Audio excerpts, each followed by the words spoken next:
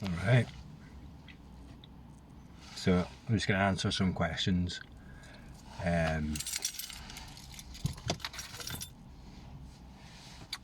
from the most recent video.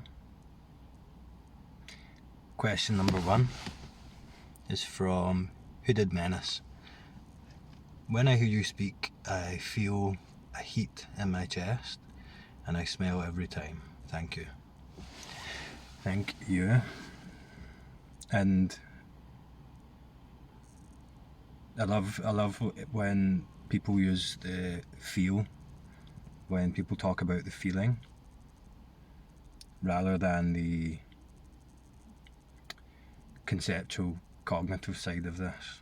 It's kind of like a mark of maturity in this awakening thing.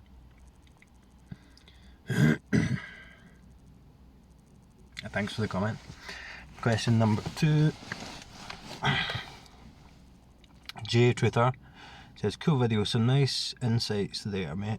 Managed to wean down and almost there with the quitting. Good. Did around 6 days off and the seeing kind of looked like HD or 1080p, but once high again it seemed to drop to the graphics of an old wooden TV we had in the 80s and 90s. Anyway, just had a quick question for you. When the illusion drops, is it seen from the perspective that everything has stopped and what's seen is empty and free, meaning there really isn't any more actually here whatsoever? Oh, there really isn't anyone actually here whatsoever, thanks. So, honestly, and this is probably going to be a frustrating answer, unsatisfying answer, that you just don't need to worry about that. You don't need to worry about what it's going to be like.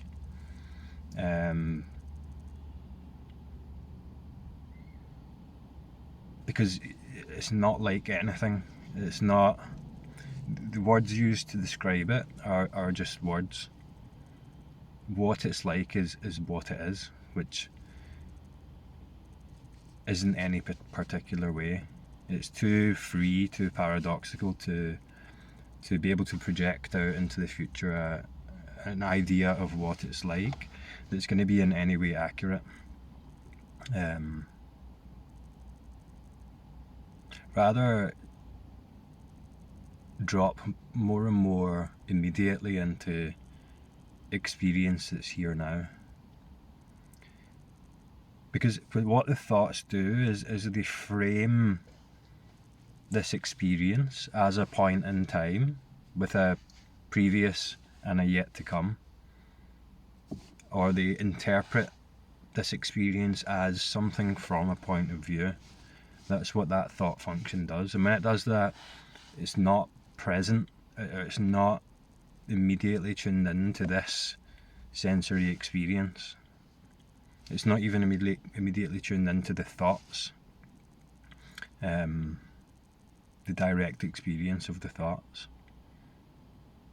So what it's like is your experience right now, just without the what's being added in the way thought tries to frame it.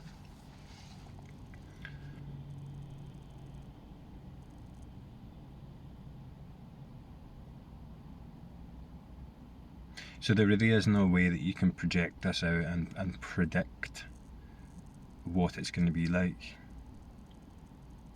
Because it's like what it already is. And what it already is wide awake. What it already is perfection anyway.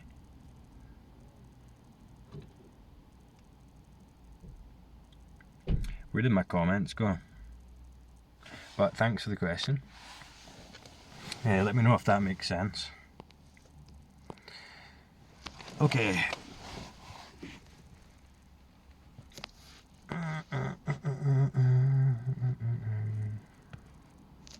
Next question.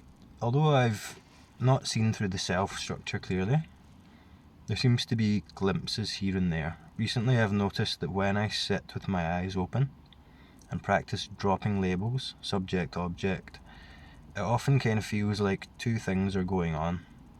Firstly, yes, this is a chair, and then yes, I don't know what it is. Or rather, it is. This is very veiled or subtle sense, but I'm not sure if I'm just making this up, or this is some kind of belief that it is real, because non-duality teaching says so.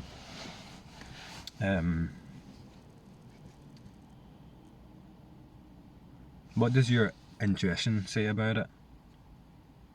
Or how does it feel? And it can be difficult to separate that from the thought-based framings and doubts. But notice that the thought-based framings and doubts are moving. They're transient. They come and go, move and change, come and go, move and change. If I'm here looking at this tree, there's something about this experience. If I dilate my attention out, there's something about this experience as a whole, as a non-dual singularity, that doesn't change. It's too real to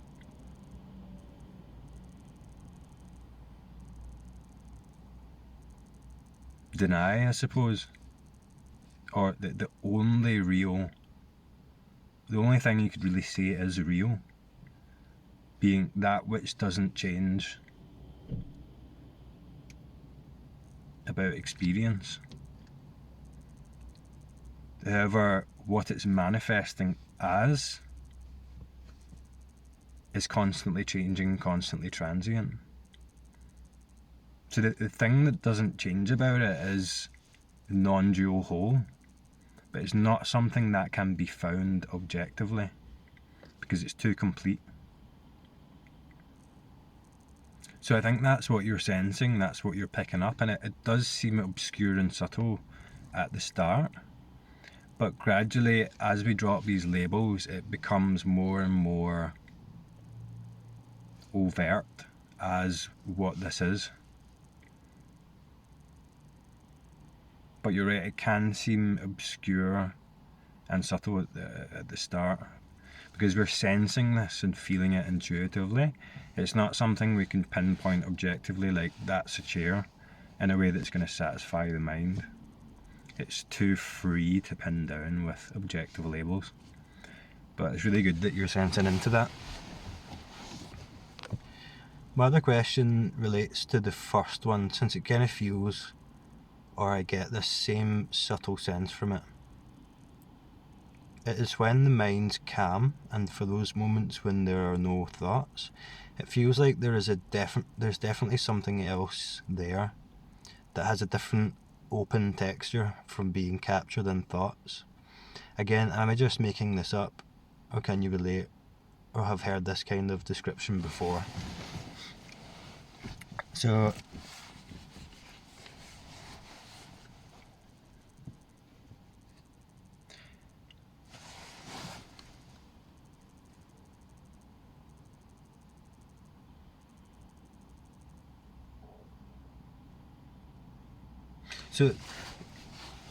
you see the distinction here between, like, so you're kind of asking me for confirmation at one level, and we can only really do that in objective language and concept, but there's something else that will confirm this, so to speak, at a deeper level, rather than me giving you an answer and saying yes, that's correct or incorrect or whatever, because I can't really do that. But you're talking about the sense, the texture, the feeling. That's what stands out to me in the comment, rather than the am I making this up or not.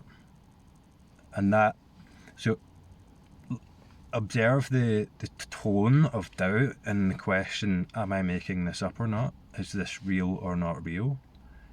And observe the tone of the intuitive felt sense of it.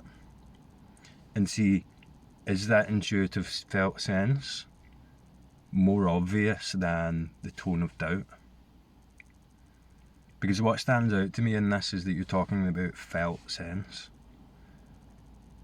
rather than a mental model, which I think is really good, because that communicates to me that you are in touch with your direct experience. And I would suggest that what's being added on top of that self-confirming experience is the doubts that are then coming. And it's added to, it's following along, it's not primary to the experience, if that makes sense. So just go with the felt sense, go with the textures of experience, go with the feeling, and let that be your guide. Over time, let's say, that will start to become the most prominent and overt aspect of this experience, and it will no longer be subtle and obscure. But for that to happen, we just need to keep recognizing those framing thoughts that come up attentively.